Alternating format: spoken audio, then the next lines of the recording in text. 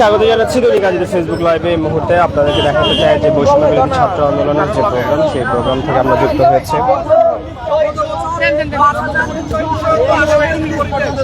যারা অনেক পরিশ্রম করেছে এবং তাদের নিরলস পরিশ্রমের মাধ্যমে একটা তার পজিশন তৈরি করতে পেরেছে, ভালো মার্কস পেয়েছে, সে সুযোগ পেল না। এবং যে শিক্ষার্থীরা বায়োলজি এবং কেমিস্ট্রির বেসিক কম্পোনেন্ট জানে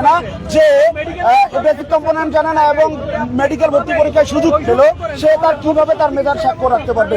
সে যদি বেসিক কম্পোনেন্টই না জানে, তাহলে মেডিকেলের যে টেকনিক্যাল বিষয়গুলো রয়েছে সে কিভাবে আয়ত্ত করবে? সেই জায়গা থেকে তার একটা গ্যাপ থেকে যায় এবং সে তার মেধার স্বাক্ষর রাখতে পারবে না, সে শুরুতেই ব্যর্থ হয়েছে। সেই জায়গা থেকে বৈষম্য সৃষ্টি করা হয়েছে। এই বৈষম্য নিরসন করার জন্য আমরা 24-এ রক্ত দিয়েছি, 71-এ রক্ত দেওয়া হয়েছে। আমাদের ওয়াসিম, মুগ্ধ, সাইদ, আমাদের শান্ত জীবন দিয়েছে, আমাদের 2000-এর অধিক ভাই বোন জীবন দিয়েছে। এই যে জীবন দেওয়ার পরেও আমাদের কিভাবে এখন পর্যন্ত এই বৈষম্যমূলক কোটা থাকতে পারে? আমরা চাই বিশ্ববিদ্যালয় থেকে শুরু করে, মেডিকেল থেকে শুরু করে, ইঞ্জিনিয়ারিং বিশ্ববিদ্যালয় থেকে শুরু করে সকল ধরনের ভর্তি পরীক্ষায় কোটা মুক্ত করা হোক এবং কোটা বৈষম্য নিরসন করে সবাইকে সুযোগের সমতা তৈরি করে দেওয়া হোক। চট্টগ্রাম বিশ্ববিদ্যালয় আন্দোলন চলছিল, কিন্তু সেটি আসলে কোনোভাবেই নিরসন হচ্ছে না। বিশ্ববিদ্যালয় অনশনও করেছে, প্রশাসনের আশ্বাসের পরও সেটি হয়নি। উল্টো একটা কর্মচারী পরিষদ তারা আবার কোটা রাখার জন্য আন্দোলন করছে। প্রশাসনের প্রতি আপনাদের দাবি আছে কিনা? দেখুন, আমরা বারবারই বলছি, আমরা জীবন দিয়েছি, আমরা রাজপথে রক্ত ঝরিয়েছি। বৈষম্য নিরসন করার জন্য আমাদের ভাই বোনেরা রাস্তায় নেমে এসেছে। এখন আমাদের শুরুতে আন্দোলনটা ছিল কোটা সংস্কার আন্দোলন, পরে সেটা আমাদের ভাইরা যখন জীবন দিল, ওয়াসিম যখন জীবন দিল, আবু সাইদ যখন জীবন দিল, শান্ত যখন জীবন দিল, এই আন্দোলনটা রাষ্ট্র সংস্কারের রূপ নিয়েছে। রাষ্ট্রের সমস্ত কাঠামোকে ভেঙে নতুন রাষ্ট্র বিনির্মাণের আমরা স্বপ্ন দেখছি। সেই স্বপ্ন বাস্তবায়নের ক্ষেত্রে সবচেয়ে বড় বাধা হয়ে দাঁড়িয়েছে আমার মুক্তিযুদ্ধ করে আছে। আমার ভাই বোনদেরকে প্রিভিলেজ দিতে হবে, মুক্তিযোদ্ধা সন্তানদেরকে প্রিভিলেজ দিতে হবে। আমরা এটাকে ন্যূনতম মাত্রায় রাখার জন্য বলেছিলাম এবং আমাদেরকে চাকরি প্রার্থী যারা ছিল এবং চাকরিতে সুযোগের সমতা বন্ধনের জন্যই আমরা রাস্তায় যেহেতু নেমেছিলাম। পরবর্তীতে এখন দেখা যাচ্ছে বিশ্ববিদ্যালয় থেকে শুরু করে সমস্ত ভর্তি প্রক্রিয়া এখন পর্যন্ত কোটা চালু রয়েছে। আমরা এই কোটা নিরসনের জন্য আবারও রাজপথে নামতে হবে কেন? এই কাজটা তো করা দরকার ছিল সরকারের। যে কোনো ধরনের প্রতিষ্ঠান থেকে সকল ধরনের কোটা তুলে দিয়ে সবাইকে মেধার ভিত্তিতে নিয়োগ এবং মেধার ভিত্তিতে ভর্তির সুযোগ করে দেওয়ার কথা ছিল। আমাদেরকে আজকে আবার এই যে 2024-এর পরে এত জীবন যাওয়ার পরও কেন আজকে রাস্তায় নামতে হলো?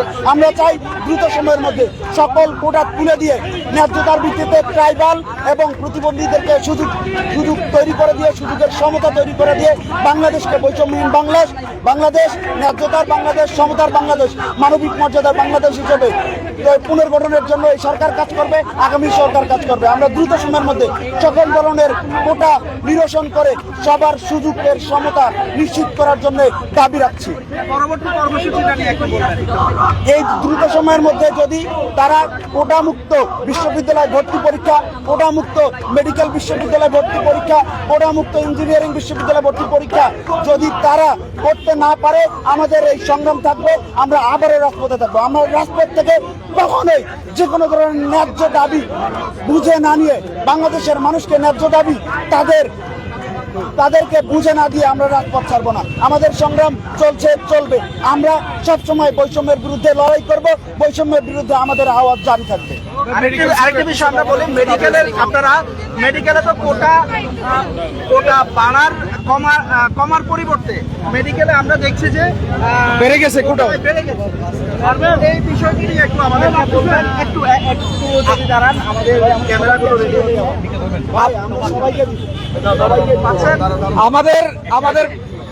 আমাদের বেশ কয়েকটা দাবির মধ্যে প্রথম যেটা, এই কোটার জন্য যে হাসিনা পালালো, হাসিনার আমলে ছিল মাত্র 2% কোটা এবং সিট সংখ্যা ছিল 108টা। হাসিনা যাওয়ার পরে যেই কোটার উপর ভিত্তি করে আমরা নতুন বাংলাদেশ গড়ছি, সেখানে আমাদের কোটার পরিমাণ দাঁড়িয়েছে 5% মেডিকেল ভর্তি পরীক্ষায়। একটা মেডিকেল ভর্তি পরীক্ষার্থী যেখানে সাধারণ পরীক্ষার্থী 73.25 মার্কস পেয়েও মেডিকেল ভর্তি পরীক্ষায় সে চান্স পেল না।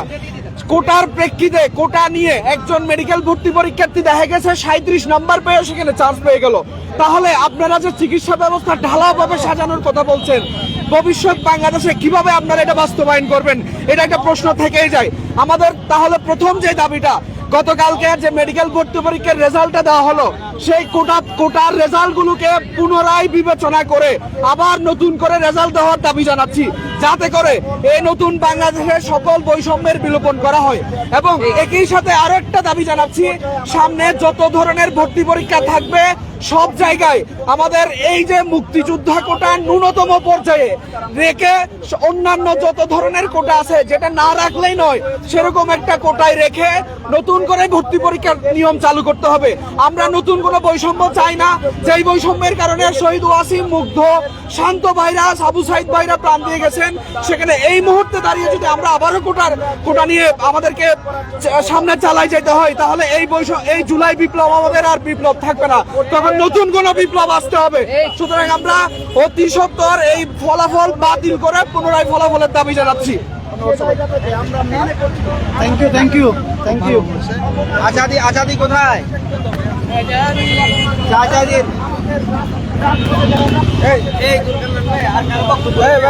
আসাদ ভাই,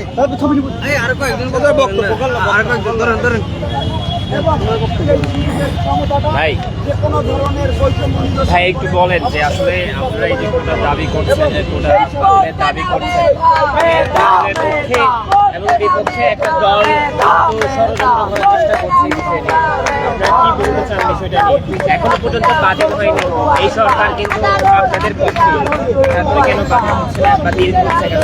আমরা 24-এর যে গণঅভ্যুত্থান করেছি, গণঅভ্যুত্থানের সূচনা হয়েছিল এই দেশের সমস্ত পরীক্ষার, সব সরকারি পরীক্ষা, সব জায়গা থেকে কোটা প্রথাকে বিলুপ্ত করার জন্য। এবং যখন আমাদের ভাইরা শহীদ হয়েছিল, সেই কোটা আন্দোলন এক পর্যায়ে সরকারকে পতনের আন্দোলন চলে গিয়েছে। যদি এই সরকারও, যদি আমাদের মাধ্যমে সরকার এসেছে, এই সরকারও যদি কোটা ব্যবস্থাকে আবার পুনর্বহাল করতে চায়, তাহলে এই সরকারের অবস্থা করুন হবে। এবং আমরা 24-এ গণঅভ্যুত্থানে স্পষ্ট করে বলেছিলাম কোন জায়গাতে কোটা রাখা যাবে না, কিন্তু আমরা দেখছি বিভিন্ন সময় বিশ্ববিদ্যালয়ের ভর্তি পরীক্ষায়, মেডিকেলের ভর্তি পরীক্ষায় তারা আবারও 2% হোক, 3% হোক, 5% করে নিয়ে আসছে। আমরা চাই এই দেশটা মেধাবী শিক্ষার্থীদেরকে দিয়ে গঠিত হোক, কোনো কোটার মাধ্যমে আসে শিক্ষার্থী তারা হবে না। একটু বলেন যে কোটার পক্ষে এত শহীদ হলো, তারপরে যে কোটা ব্যবস্থা যদি বলেন আর কি। আমরা আসলে এখানে আজকে যে দাবিটা নিয়ে আসছি, গতকালকে মেডিকেল ভর্তি পরীক্ষার রেজাল্টে যেটা দেখা গেছে যে মুক্তিযোদ্ধা কোটার জন্য 5% আসন বরাদ্দ দেওয়া হয়েছে। গত হাসিনা সরকারের আমলে ভর্তি পরীক্ষায় বরাদ্দ ছিল মাত্র 2%। তাহলে গত জুলাইতে যে কোটার জন্য হাসিনাকে পালাতে হলো, সেই কোটা নতুন সরকারের আমলে এসে কিভাবে 5% হলো, এটার আমরা তীব্র প্রতিবাদ এবং নিন্দা জানাচ্ছি। এবং একই সাথে দাবি জানাচ্ছি অতি দ্রুত গতকালের রেজাল্ট বাতিল করে নতুন করে যাতে পুনর্মূল্যায়ন করে রেজাল্ট নতুন করে দেওয়া হোক। এবং একই সাথে ভবিষ্যতে যতটা প্রতিদ্বন্দ্বী প্রতিযোগিতামূলক ভর্তি পরীক্ষা থাকবে, সবগুলোতে এই কোটাগুলোকে ন্যূনতম মাত্রায় রেখে নতুন করে যাতে নিয়ম বিজ্ঞপ্তি দেওয়া হয়, প্রতি বছরই যাতে ন্যূনতম কোটায় রেখে বিজ্ঞপ্তি দেওয়া হয়। এবং একটা জিনিস আমি ক্লিয়ার করি যে একটা সাধারণ শিক্ষার্থী যেখানে 73 নাম্বার পেয়ে মেডিকেলে চান্স পেল না, সেখানে একজন কোটাধারী শিক্ষার্থী 37 নাম্বার পেয়ে চান্স পেয়ে গেল। তাহলে আপনি যে ভবিষ্যৎ বাংলাদেশে মেডিকেল ব্যবস্থাকে ঢেলে সাজানোর কথা বলছেন, তাহলে একজন 37 পাওয়া স্টুডেন্ট যখন ডাক্তার হবে, আপনি কিভাবে এর কাছ থেকে ভালো চিকিৎসক কিংবা মেডিকেল ব্যবস্থায় সে ভালো অবদান রাখবে, এটা প্রত্যাশা করেন। সুতরাং আমি বলবো এই সরকারকে অতি দ্রুত সময়ের মধ্যে এই রেজাল্ট বাতিল করে একটা দৃষ্টান্ত স্থাপন করে ভবিষ্যতের জন্য সব ধরনের প্রতিষ্ঠানে কোটাটাকে যাতে ন্যূনতম মাত্রায় রাখা হয়, এটাই আমাদের দাবি।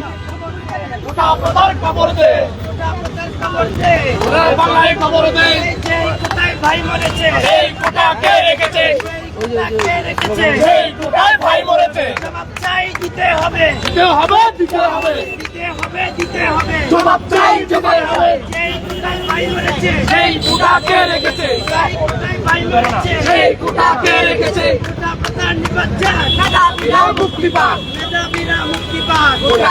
নিপাত সারা বাংলায় খবর দে ঢাকায় খবর দে বিশ্বটায় খবর দে টেকনাফে খবর দে তেতুলিয়ায় খবর দে জেগেছে রে জেগেছে লেগেছে রক্তের বন্যায় দেশে যাবে অন্যায় কিছু বলতে হবে? বলতে হবে সেটা হচ্ছে যে মানে আজকে কি কারণে আপনারা আবার মাঠে নামছেন? এটার জন্য তো জুলাই থেকে আপনারা মাঠে ছিলেন, এক পর্যায়ে গণ অভ্যুত্থান হলো, পট পরিবর্তন হলো, সরকার পালিয়ে গেল, এরপরও একই কাজ আবার দেখছেন, এটা নিয়ে একটু বলুন। আপনারা জানেন বিগত জুলাই বিপ্লবের মাধ্যমে আমরা শুধুমাত্র কোটা সংস্কার আন্দোলনের মাধ্যমে আমরা এক দফার দাবিতে ফ্যাসিস্ট সরকারকে হটিয়েছি, কিন্তু তারপর আমরা যে বিপ্লবী সরকারকে বসিয়েছি তারা ক্ষমতার মস্তদে বসে তারা ভুলে গিয়েছে আমাদের সেই রক্তের ইতিহাসের কথা। এত ছাত্র জীবন দিয়েছেন এবং এত শিক্ষার্থী এখনো পর্যন্ত হাসপাতালের বেডে বসে কাতরাচ্ছে। সেই রক্তের দাগ শুকানোর পূর্বেই আমাদের ভাইদের সাথে, আমাদের 24-এর আন্দোলনের সাথে এই বিপ্লবী সরকার বেমানি করেছে বলে আমরা বিশ্বাস করি। কারণ যেখানে কোটা প্রথার জন্য আমরা রাজপথে রক্ত জড়িয়েছি, আমরা এখন বর্তমানে দেশ সংস্কারের জন্য ছাত্র সমাজ ঐক্যবদ্ধভাবে দেশের বিভিন্ন সেক্টরে কাজ করে যাচ্ছি, কিন্তু আমাদের সরকারের আমাদের সেই বিপ্লবের ইতিহাস মনে হয় ভুলে গেছেন। আপনারা জানেন গতকাল মেডিকেল ভর্তি পরীক্ষার রেজাল্ট প্রকাশ হয়েছে, সেখানে শুধুমাত্র কোটা প্রথার কারণে 41 থেকে 43 নম্বর পেয়েও অসংখ্য শিক্ষার্থী চান্স পেয়েছে, আর মেধার লড়াইয়ে 73 থেকে 74 নম্বর পেয়েও অসংখ্য শিক্ষার্থী তাদের সেই মেডিকেল ভর্তি পরীক্ষার কাঙ্ক্ষিত যে স্বপ্ন, এই স্বপ্ন থেকে তারা বঞ্চিত হয়েছে। তাই আমরা স্পষ্টভাবে আমাদের সেই বিপ্লবী ইউনূস সরকারকে হুঁশিয়ারি বার্তা দিতে চাই, বীর চট্টলার পক্ষ থেকে হুঁশিয়ারি বার্তা দিতে চাই। আগামী 3 দিনের মধ্যে পুনরায় মেডিকেল ভর্তি পরীক্ষা আপনার সংশোধনের মাধ্যমে প্রকাশ করতে হবে।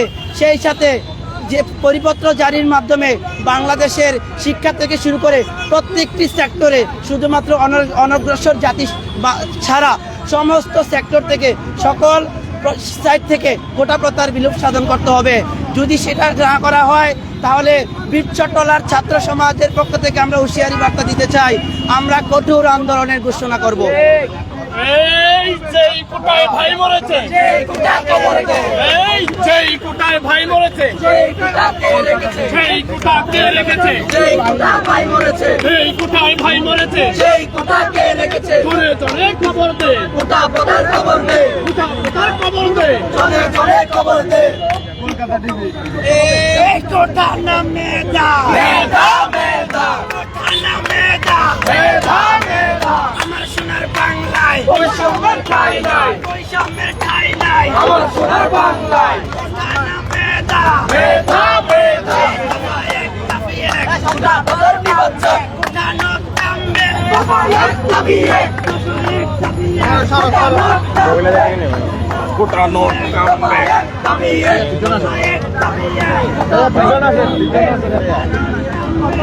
দেখি আবার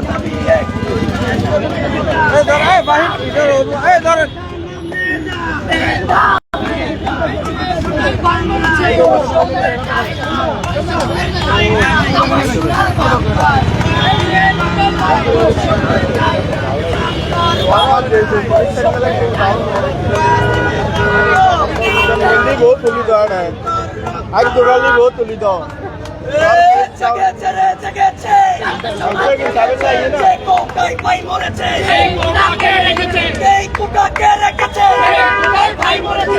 কোটায় ভাই মরেছে, কোটা নামে দা মেধা কোটা নামে দা মেধা ওয়াসিমের বাংলায় বৈষম্যের ঠাঁই নাই, চাঁদের বাংলায় বৈষম্যের ঠাঁই নাই, আবু সাঈদের বাংলায় বৈষম্যের ঠাঁই নাই, কোটা নামে দা মেধা যে কোটায় ভাই মরেছে, সেই কোটাকে রেখেছে, যে কোটায় ভাই মরেছে, সেই কোটাকে রেখেছে, যেই কোটা ভাই মরেছে, সেই কোটাকে রেখেছে, যেই কোটাকে রেখেছে, সেই কোটায় ভাই মরেছে, যেই কোটাকে রেখেছে, সেই কোটায় ভাই মরেছে, কোটা নামে দা মেধা দিয়েছি না রক্ত, আরো দেব রক্ত, আরো দেব দেব রক্ত, আমার সোনার বাংলায় বৈষম্যের ঠাঁই নাই, বৈষম্যের ঠাঁই নাই, আমার সোনার বাংলায় গোটা পোটা ঠাঁই নাই, আমার সোনার বাংলায় গোটা নামে যা ছাত্র সমাজ জেগেছে, লেগেছে রে লেগেছে, হাতে আগুন লেগেছে, সারা বাংলায় খবর দে, গোটা পোটার খবর দে, গোটা পোটার খবর দে, গোটা পোটার খবর দে, সারা বাংলায় খবর দে, খবর দে, সারা বাংলায় খবর দে, খবর দে, খবর দে, গোটা পোটার খবর দে, খবর দে, খবর দে,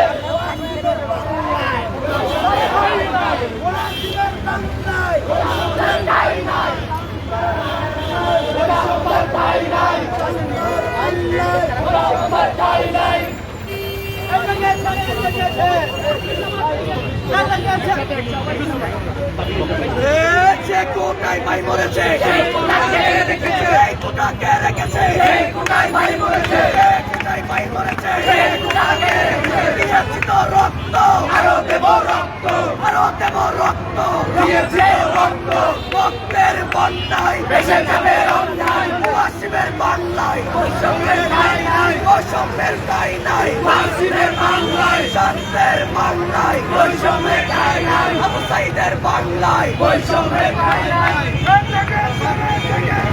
ছাত্র সমাজ জেগেছে, সেই কোটাকে রেখেছে,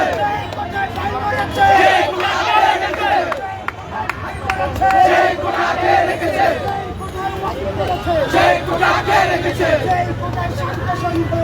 সেই কোটাকে রেখেছে, সেই কোটাকে রেখেছে, সেই কোটাকে রেখেছে, সেই কোটাকে রেখেছে, সেই কোটাকে রেখেছে, সেই কোটাকে রেখেছে, সেই কোটাকে রেখেছে, সেই কোটাকে রেখেছে,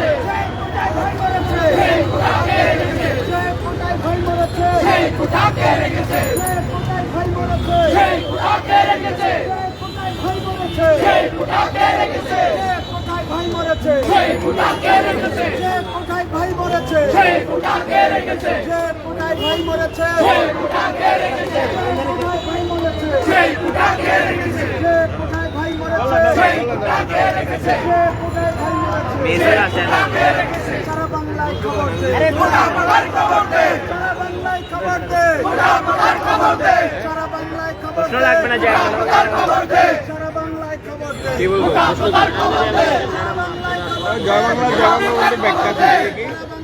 না না আগে প্রশ্ন জয় বাংলা জগবন্ধুর ব্যাখ্যা কি? যাও না শেষ হয়েছে প্রশ্ন কি বলেন না থেকে একটু আনুষ্ঠানিক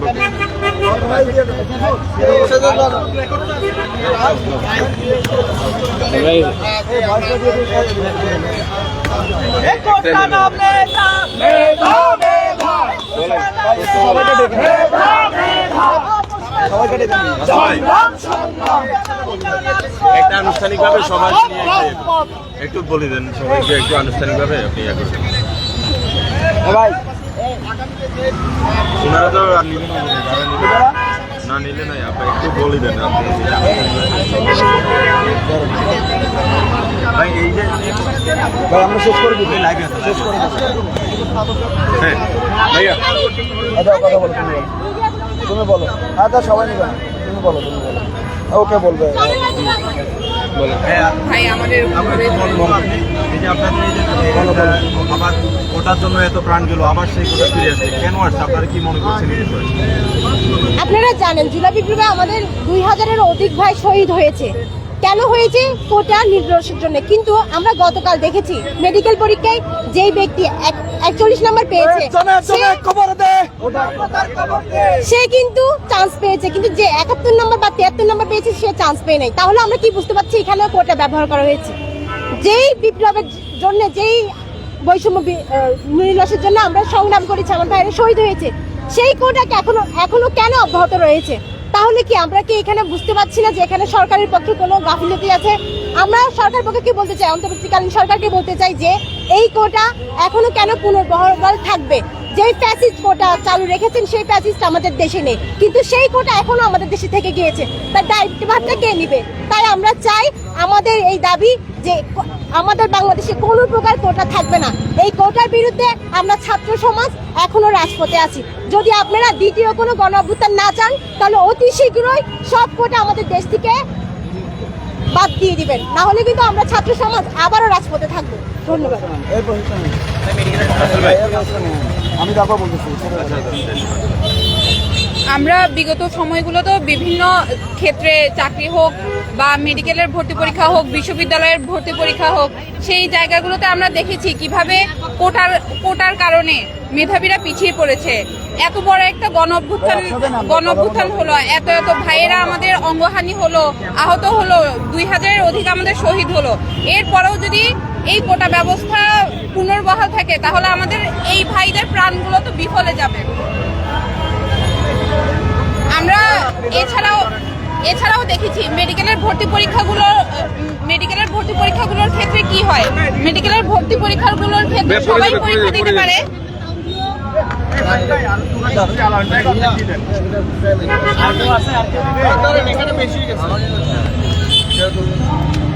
ঠিক আছে।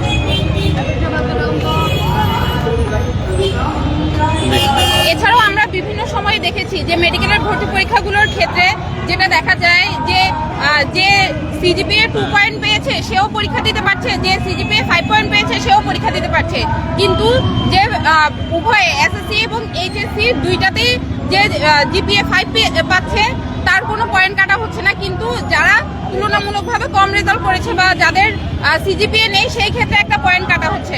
আমার কথা হচ্ছে যে যদি এই পয়েন্টগুলো কাটাই হয় তাহলে তাদেরকে ভর্তি পরীক্ষা দেওয়ার সুযোগ কেন করে দিচ্ছেন আপনারা? আপনারা কি ভর্তি বাণিজ্য করতে যাচ্ছেন? এই ভর্তি বাণিজ্য বাতিল করতে হবে। এছাড়া বিভিন্ন ক্ষেত্রে এই যে কোটার জন্য এতগুলো প্রাণ গেল, আমরা এত ভাই বোন আমাদের অঙ্গহানি হলো, সেই কোটা যদি পুনর্বহাল থাকে তাহলে আমাদের এই ভাইদের প্রাণগুলো আপনারা ফিরিয়ে দেন। এবং অন্তর্বর্তীকালীন সরকার এবং বিভিন্ন উপদেষ্টাদেরকে বলতে চাই, আপনারা কিন্তু এই শহীদ এবং আহতদের রক্ত মারিয়ে মসনদে বসেছেন। আপনারা ভাববেন না যে যেই শহীদ আহতদের রক্ত মারিয়ে আপনারা মসনদে বসেছেন আমরা আপনাদেরকে ভয় পাবো। আমরা চাই না। যদি আপনারা আপনাদের মসনদে বসে যদি আপনারা আপনাদের দায়িত্ব ঠিকঠাকভাবে পালন করতে না পারেন তাহলে আপনারা আপনাদের মসনদ ছেড়ে দিন। ধন্যবাদ।